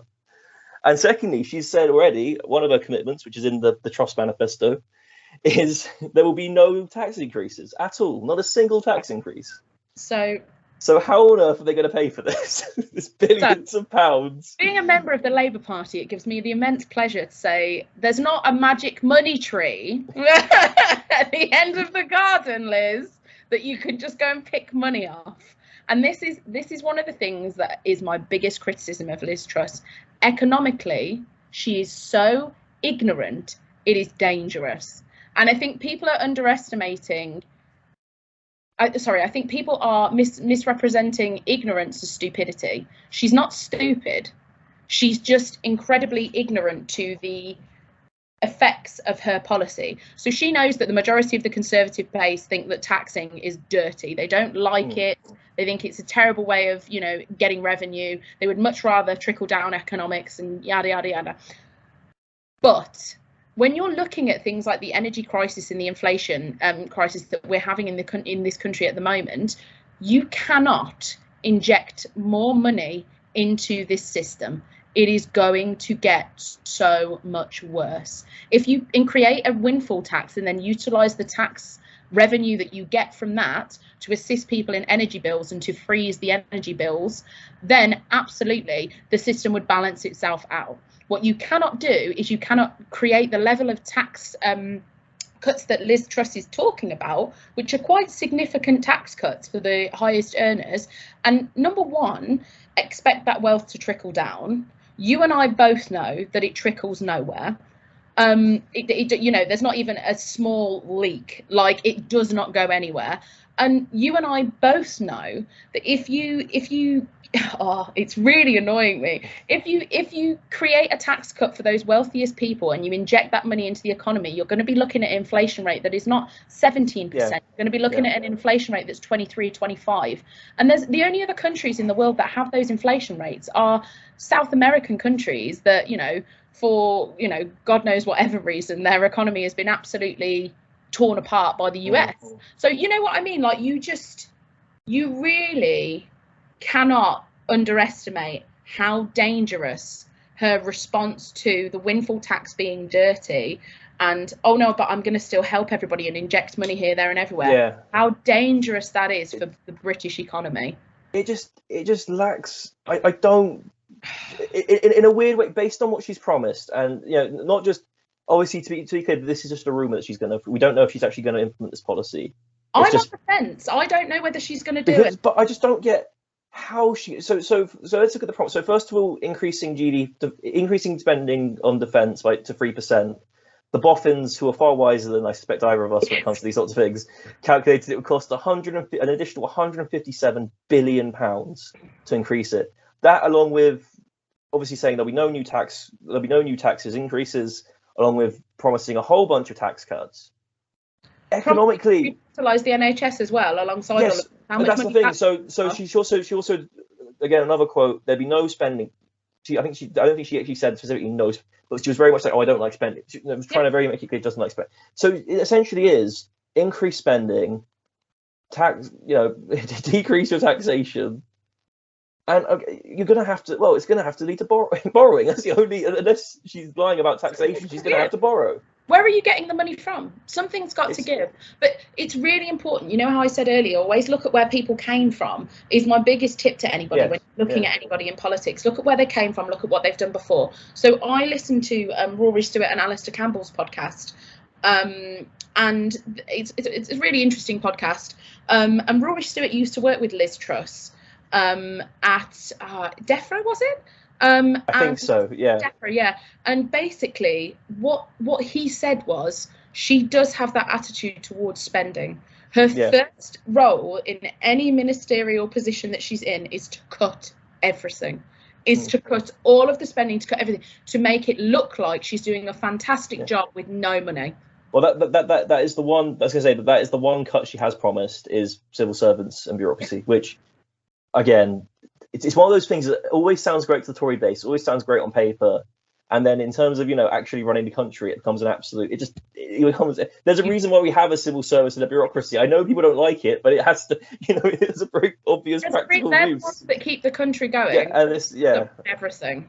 But so yeah, I just another thing, another rumor that gets sort of talked around is, you know, the Tories never increase taxes, and, you know, Liz Truss is, you know, apparently, you know, idle since birth. Margaret Thatcher increased the standard rate of VAT by nearly 10% during her, you know, reign as Prime Minister. Reign. What's the term? It's time as Prime Minister. You know what I mean? The standard rate of VAT went up by nearly. I think it went from 8% to I think about 17.5. Tax people 80p in the pound, highest earners. Yeah, also the poll tax as well. So the point is that this idea that, you know, proper Tories don't ever increase that is just simply not true. It's just untrue. It's the cardinal mistake that George H.W. Bush made when he became president. Read my lips, no new taxes. You don't know the downturn that the economy is going to take. And let's look at, successive neoliberal policies when it comes to managing the economy. The way that they manage the economy and the way in which they declare and rely on the market rate leads the economy suspect to peaks and troughs. Peaks and troughs. That's how capitalism runs. That's not just me saying it as a socialist and attacking it. That's me saying it and telling people how it is set up. Capitalism is a system of peaks and troughs. If the market didn't peak and trough, it wouldn't work. That's how the stock market works. So you have to, shore up money and shore up resources for when the market inevitably crashes. But what we've got now is we've got a system of government where they just borrow and borrow and borrow to try and shore up the economy, and then there's nothing to shore anything up when it crashes. So what we've got now is a system where the economy is absolutely tanking, and we have no social services to cover us, no welfare state to help people, and no ability to control outside market forces, which is ridiculous. Yeah, I mean, I'm just very, I'm going to finish the economy on a very negative, but I'm just very concerned. Obviously, low growth, high inflation, just it's the worst of worst of all. And into winter. Yeah, and I am very worried. But I mean, I'm trying to think. I'm trying to think of a positive spin, and I can't. And I'm trying to sort of think, well, can we look on the bright side? But no, there's no bright side to it at the moment, especially with the energy crisis. We can only hope that they do the thing. Well, I mean, also, I sadly suspect that will lead to an even worse health crisis as well, which, sadly, again, I don't see how you can fix such a thing without investing more money in the NHS, which of course will require some taxation. But of course, she said no. It won't. It will require further private enterprise and investment, which is what none of us want. But that's the way that I can see them pushing it at the moment. The way that she's promising such revolutionary turnaround in the NHS, I find it hard to believe without further private. But I mean, possibly, but there is a part of me that thinks that was just a soundbite, to keep people happy. I mean, that's the problem. So that's even the thing with this manifesto. I read so much of what she says, and I think, is this just her saying it to keep, to win votes? Is she ever going to actually implement any of it? What does she actually? That's what I was saying when I was reading this thing. I was like, so how much does she actually believe, and how much of it is just her trying to appease, effectively the right wing of the Tory party? Yeah. Well, yeah. How much is she dog whistling the right? Which she's on. One of the things that I did want to bring up, if you don't mind me bringing it up. Absolutely. Liz Truss, and I'm going to say this out loud, we might get some comments that disagree. Liz Truss is a transphobe. It is terrible to have a transphobe in Downing Street. Somebody who went on television not a week ago and sat there and said, I was asked if trans women are women. No, of course they are not women. So put yourself out there at a time that we are at the moment of political unrest, where people are getting, the hate crimes are increasing, division in this country is also increasing, people are getting, are victims of hate crimes based on their gender, their sexuality, their religion, their race. It is absolutely disgusting to sit there in front of a country that you want to be, that you're now Prime Minister of, and to sit and to demonise and further subjugate a vulnerable population in this country. And that's another thing that is incredibly dangerous about somebody that doesn't have any principles and that dog whistles the right, is that I think that a lot of people have forgotten, Boris Johnson was guilty of this as well, that what you say is incredibly important. What you say has consequences. Has real life consequences for people.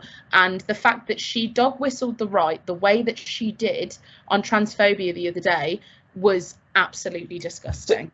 I absolutely agree with you. But I'm curious, do you think she actually is herself transphobic, or do you think she's just using transphobic views to win votes? I mean, obviously either way it's despicable. In a weird way, it's probably even more despicable if she's doing it. If she's lying about it to win votes, that's possibly even worse than just being in a weird way, just because that sounds like I would agree. I think it's worse. Yeah. I think it's worse. The reason why I asked that question, of course, is because clearly she's, one of the things, of course, was one of the things that came out during the campaign was the leaked video of her saying, I think in 2016, where she said she didn't believe that, the reason why we had less productivity in the UK was because people worked, and was it less graft, I think was the term she used.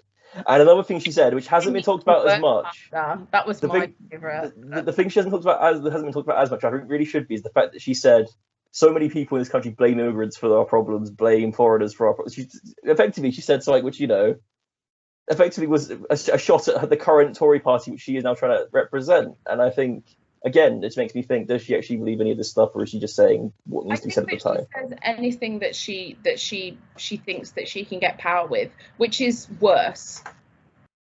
Yes, I would argue it's worse because it's very much a continuation of Boris. To play a game with people's identity, then you are a very morally redundant person.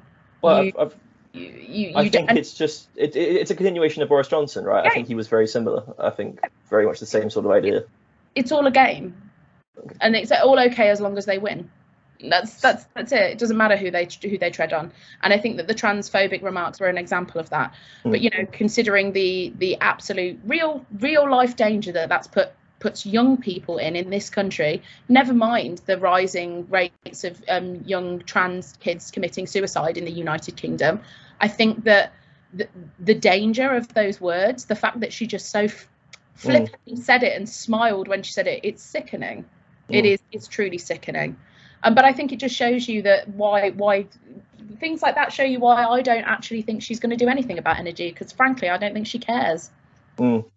So, three more policies I hope you don't mind what I want to talk about. No, go First of all, she made many times during the hustings, she made her commitment to the union very clear.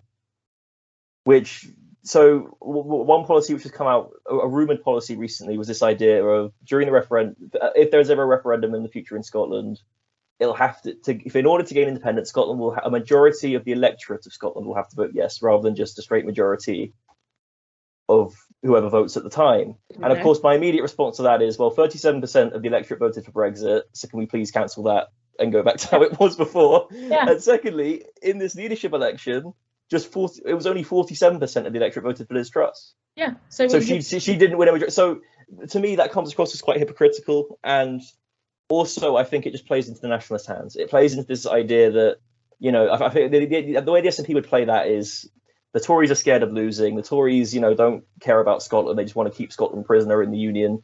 It would just, to me, it just seems completely the wrong way to try and win this argument, this debate. And this is your specialist area as well. So how do you think the SNP are going to respond to that? Well, I think that very simply, as I said, they'll just say, well, look, this is clearly a Conservative Party that is scared of a second referendum. This is a Conservative Party that doesn't want to respect the view of the Scottish people. It's a Conservative Party which has no principles because, again, they were happy to let Brexit take place despite it not hitting that 50% threshold. Oh, yeah. So I think, I think it just plays into their hands. I think it's sad. It would just play into their hands. I think also it should be noted that Liz Truss will apparently, she said, take up this very much self-appointed title which Boris Johnson gave himself as Minister of the Union. She apparently will take that title herself. So I think embarrassing, isn't it? Looking at the union as a broader concept, she told Nicola Sturgeon to shut up. She said she told her to shut up and ignore her. She said that she was an attention seeker. Yeah, this is a person who posed like Thatcher, I think the day before Christmas Eve, or the Times, in a photo shoot in brightly coloured suits, which I don't even mind that much. It's just. This is a woman who allegedly asked Nicola Sturgeon, "How do you get in Vogue?" See, that's the thing. That stuff wouldn't be so bad if she wasn't, if it wasn't a completely hypocritical thing to do. I mean, but yeah. So there's that, and I think much more seriously as well. I think there's the Northern Ireland situation, which I think during the Tory leadership election, it's so depressing how it just hasn't been mentioned. It was barely talked about. It seems to have just been. It's depressing, but is it shocking? Because when we were talking about Brexit and when we were talking about Boris's absolutely super fantastic deal that he was getting us, nobody oven ready deal. Yeah, nobody mentioned Northern Ireland. It was as if Northern Ireland didn't exist, and I think that that's one thing that's really sort of stuck with me, especially as a 90s kid. Like we're 90s kids. You were you not born the year that the Good Friday Agreement was signed? 97. Yeah. So the country that I grew up in, is a country where Northern Ireland, and Britain, we live in relative peace. There's no, all of those things were resolved in the Good Friday. Well, not resolved, but a lot of it was talked over. Significant progress. Approach to it of we both did wrong, we both need to learn, it needs to be better for our children, it needs to be better for the future. And it seems like Boris Johnson has just completely sold the Northern Irish down the river. But it was Theresa May that did that. Theresa May, by bringing the DUP in to the government, really drew a line in the sand. And it's never been the same. And I think that one of the things that a lot of people in the rest of Britain don't understand is that Stormont isn't sitting. It hasn't been sitting for ages. So the Northern Irish people effectively do not have their devolved parliament. No, which is terrible. Yeah, it's awful. And nobody talks about it. They just brush it aside. And so, like you said, it is disgusting. But can we really be shocked that they did? I'm not sure. I mean, that's one of the. I always find something slightly ironic about unionism. And to be clear, I have absolute respect for the view that if you want to stay part of the UK, I totally respect that. But I just don't. Part of me does sometimes think, given how much disdain Great Britain sometimes shows to Northern Ireland, how can you be a unionist and say I love the United Kingdom when the rest of the United Kingdom seems to so much of the time just ignore Northern Ireland's existence and show so much disrespect to Northern Ireland? This is my point with the SNP, right? I totally understand why the SNP is a party, and I totally understand why Scotland wants independence. I get it, I understand it. Same with Plaid, etc. However, when I look at it, I do think but at least your MPs have seats in Parliament. I know Ian Blackford. I know people that represent Wales, that represent Scotland. Northern Ireland, you don't see them. They're not elevated to the same level. Northern Ireland's issues aren't as present in British politics and in the narrative. It just isn't. And I just that's why it really, like I said, when we both said, oh, she's the unionist prime minister, and that it's just so sickening and annoying to hear somebody go, oh, I support the whole of the United Kingdom. Well, you don't, because if you supported the whole of the United Kingdom, Northern Ireland's Parliament would be sitting. If you supported the whole of the United Kingdom, women in Northern Ireland, even though abortion is now legal there, would still have access to abortion, which they don't. So, if you supported the whole of the Union, there'd be some relative level of equality out there, wouldn't there? I get what you mean. Looking at Scotland and Northern Ireland and Wales, their public services are so much less funded than ours. It's ridiculous. It's stupid. But I mean, it's just, again, it's dog whistling. I think it's very much, the whole title, Minister of the Union, obviously it's not an official title, just to be clear, but it's very much just kind of, it just appeals to the Tory party. It does. So I've got two more. One is more of a sort of, I thought was quite a funny one. This was at Hustings in Cheltenham. Liz Truss pledged to set up an official Lib Dem unit at CCHQ to effectively to try and tackle this clearly terrifying threat of the Liberal Democrats in the South. A Lib Dem unit. It sounds so menacing. It sounds like they're going to have files on Layla Moran and Ed Davey in this weird cabinet or something. Yeah. In the Death of Stalin, where he's like, I've got files on all of you. Yeah, he's going to have all 10 of our MPs. There's going to be a detailed dossier on each one. Wow. It was such a I saw that and I did laugh just because clearly you've got to take the location. It was in Cheltenham into account, and clearly that's a seat I think the Lib Dems are going after quite heavily. Paranoia. But that just made me smart. I think I just love the idea that there is going to be now an official Lib Dem unit at CCHQ. I'm just curious who's going to be head of the Black Ops. Exactly. They're going to make Dominic Raab head of the official Lib Dem unit, and he's going to be the. Oh, how pathetic! I just thought that was quite funny. I thought that was quite amusing. But I suppose that to give. You need a unit. We keep having Jeremy Corbyn. You're like, he's gone. Shut up. I think maybe try and be slightly more balanced. I guess to be fair, the response would be, well, the Lib Dem. I guess the Lib Dems probably should take it as a compliment in the sense that maybe they do. There is clearly a genuine feeling that there is a threat. In the South, in particular. Because it's very, very hard. This is what I was saying when I was talking about a progressive coalition with other people in the Labour Party. It's very, very difficult to flip a seat from Tory to Labour because our parties are so very different. Well, I'd say in the south. In the north, I think it's obviously in the south. Yeah, in the north, it's going to. Yeah. I mean, that's a red wall again, baby. If we have an election tomorrow, but it's in the south. The people, the fundamental belief system, the Labour Party is sort of redundant out there because Labour never performed well in rural areas.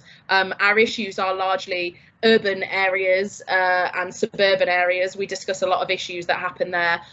You know, the people that live out in rural communities tend to be richer, tend to, you know, not encounter the same sort of issues that Labour are legislating about. However, it's easier to get those people to vote Liberal Democrat because the Liberals, like I said, are that sort of spot in between Labour and the Conservative where socially they're liberal, so they support better services, etc., which a lot of these people being an ageing population need and require a little bit more, but also they're fiscally conservative compared to Labour. So it's, so we're taking the sorry, I'm not going to swear, we're taking the rip. I'm not allowed to swear. I have been warned about that. We're taking the rip, and but it makes sense from a conservative point of view. There is a more serious point to it. Yeah, because we're like, oh, we're finally pressuring you. Well, I think it's just funny to call. I just think the name of Lib Dem unit just sounds quite amusing. It's just great. It just sounds like, it does genuinely sound like something that you get from the thick of it, where, like, you know, they set up the Lib Dem unit. So, yeah, I love it. So the final one that interested me as well, which I don't think will happen, was a commitment that Liz Truss committed that universities should give refunds if they don't deliver good value for money. And this was such a vague. I don't think it will happen. I don't see it happening. But could you imagine, particularly during the COVID pandemic, how many students can, if this happened? I mean, I kind of get in principle. What she means. But also practically, that would just not work, surely. So the reason that they're doing this, I think, is the majority of the universities in the United Kingdom, I don't know if you know this, basically, humanities students tend to pay higher fees than students that are in sciencey subjects, right? So the humanitarian students... Well, as in they pay fees that are less value for what they get, because obviously there's a cap on the money gets diverted. Yes, yeah. So technically, speaking in they pay higher fees, it's that the proportion of your fees that go towards the course that you are taking lower. Yeah. So technically you pay a higher fee because the actual spending that gets spent on you is lower, right? Because they skim off of the top of humanities students, humanities students' fees and chuck it into the sciences, because that's where a lot of the actual research goes in. That's where, you know, university hospitals come in, etc., etc. This is, in my opinion, as a humanities student, people will say that I'm biased, this is another attack on humanities, because the majority of the student population, the majority of the money and funding that universities get comes from humanitarian, why do I keep saying that? Humanities students. Yes. So this is another attack, in my opinion, a thinly veiled attack on the humanities in universities. And they've already tried to kick students out of humanities. They really have tried to push them away from humanities subjects. Why? Because we critically think. But anyway, I digress. But that is what I think that this is. It's another thinly veiled attack on the humanities in universities. Because how do you prove that you haven't got value for money? But that's what I'm saying. But surely, if you, I was just thinking from that, wouldn't humanities and social science students be the ones who claim the most refunds? And like, that's what. But the policy just because you doesn't can't quantify what you get. Well, that's that's the problem, right? To me, it just seems like something, again, this idea, I don't know who asked the question, but if I was to guess, I suspect it would have been maybe a young conservative or something asking this question. Again, I don't know. That's just I'm just guessing. But I get the impression she probably just said that as a flippant comment to try and get someone's vote. I don't see... Flippant comments provide an insight into your inner psyche. And the Conservatives do not like humanities students. They don't like humanities teaching. They don't like... because they focus on critical thinking, they focus on, you know, look at us both. It's a perfect example of this. You know, we said that we're going to be discussing our PhD and higher education experience. The reason that we're discussing our higher education experience is because we both feel that at various times, for various reasons, we've been excluded. We've both suffered with imposter syndrome. The academic environment in the United Kingdom is incredibly exclusive. It's so exclusive, and they're making it more exclusive by doing this. So they don't want people to study humanities because they don't want people to look at things critically and do exactly what we're doing now. Have educated discussions about, well, what does this mean? Why is Liz Truss not going to be good? Why should I not just trust the lady that dresses like Margaret Thatcher? You know, like it's not in their best interest. And I think this is a perfect example of that, because how in God's name do you quantify value for money in a humanities degree? You can't. You really can't. And if they say it's hours spent with your supervisor and your lecturers, but even a science, if you did a science or, well, you have a lot of lab time, don't yes, you? But, so but even then, it's such a vague comment. You know, if you don't deliver value for money, how does a science student, like, you know, it depends on how many rats I get to dissect a year or something. You know, there's a certain number of animals or certain number of experiments I do. Education is you know, I was going to say you get out of it what you put in, but like there is a certain element of having to engage with things on your own basis. Yeah. And as you go further in higher education, like now we're PhD students, yeah, it's totally on your own. You know, yes, absolutely. There's a critical level of that. But so what's she saying? That I, as a PhD student, can say I only see my supervisor for an hour every month, therefore I don't. University don't deserve £3,000 I give them a term. You know what I mean? Like I don't. Yeah, it was an odd one, and again, I think it's one that she'll said during the campaign. I suspect we will never hear from it again. Now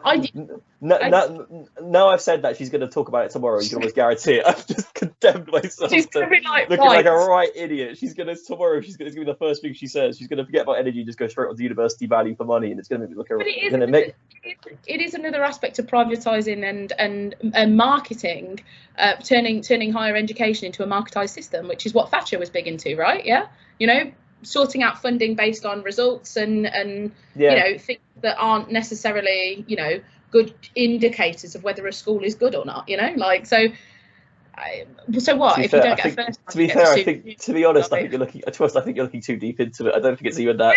I think it's just a case of I genuinely think it was just an example of a flippant comment she made that just will never be heard of again. You just get to sue your exactly. Does that mean, can I get my money back because I didn't get a first and a distinction? Can I please get a refund of my undergrad and my master's degrees? Because I did get a first, so what? Do I not get any money back now? No, you don't get a refund because you got full value, whereas I clearly didn't. I clearly wasn't taught properly enough. It's not my fault I got a 2-1, it's the teacher's fault. Let's blame her and get a refund. That sounds like a plan. Now you're going to be, that's the only all jokes, just to be absolutely clear, all jokes aside, I loved my time at university at UEA. I don't want any money back from UEA. I loved all the teachers. Please don't, you know. Don't matter us. I'm going to be on the alumni black wall now, blacklist to people they never contact again because I've said that. You're lucky. I'm still there. They're going to be like, no, your thesis is rubbish. Get out. But yeah, I think that everybody should just watch her incredibly closely over the next. Let's do that. Let's do a Liz Truss's first 100 days. I think that's definitely something worth doing. I think this time next week, I think we'll have to finish off, to conclude. We've been talking for an hour and a half. We've really been, isn't it? What can I say? Yeah, time flies when you're having fun. Yeah, so I think the big thing to look forward, thinking about, you know, to conclude, the next week I think will be so fundamental. What she does on energy, who she puts in her cabinet, what sort of other general policies are sort of announced. That sort of, because obviously it goes without saying there's not much time left until the next general election. There's only 2 years, so she's going to have a very focused sort of program, I think, on certain issues. And I think obviously those will give us a very big clue as to what we can expect from 100%. Prime Minister Truss. I can't believe I'm saying that out loud. Prime Minister Truss. What we will get from. It's just curveball after curveball, isn't it? Really, like it is. I think millennial. Just it definitely. Yeah, I mean, it is incredible. Yeah. So have you got any more points you want to raise about our, you know, new Lord and Master? No, not really. I just exactly the same as you. Just watch her. Watch who she appoints. Watch who she's aligning herself with. The cabinet will give you a good indication of what sort of direction that she's going to push the party in. And also, one of the things that I would like to remind everybody, Liz Truss has been elected leader of the Conservative Party by the membership of the Conservative Party, not the Parliamentary Party. One of the things that she needs to do over the next 100 days, as we're monitoring her, is crucial. Get the Parliamentary Party on side. Absolutely. If she cannot do that, she falls risk of leadership challenges. She falls risk of votes of no confidence. What she will be trying to do, and I think first what she'll be trying to do, is consolidate her position within the party. And I think that that's going to produce some very interesting results, because that won't necessarily be what the public wants. It will be what the Parliamentary Party wants. So that would be my final point of just I think that's the jobs that she needs to do. That's really well put, and I agree with that 100%. Yeah. So thank you so much for those who've stuck with us the entire time. If you have, I mean, you deserve a medal, because I mean, we really have. We've got on. We have, which is fine. I mean, it's been an absolute pleasure. And if people listening or watching, if you did like it, please, like, share, subscribe, all that, jazz. And I promise we won't. The videos we'll try and have some time management, because this is a really long video. It's a learning curve, right? Absolutely. We will. I promise you, we will. Make things shorter. We will have some lighter stuff as well. It won't all just be miserable discussions on how terrible the UK political system is. We will have some guests to talk about. Yes, absolutely. Absolutely. As elections hot up, we'll get some candidates in, we'll get some, people that work in the parties in, get, more information, also people that are doing PhDs as well. We want to talk a lot more about higher education, our experiences, give people some tips and some, assistance in navigating that world.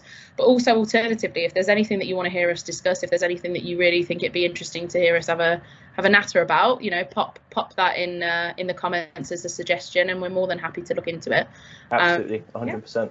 And I promise we will get a wide variety of people on. I will try and get Conservatives. We will try and get Conservatives on as well, because I think that is important to have discussions, have debates.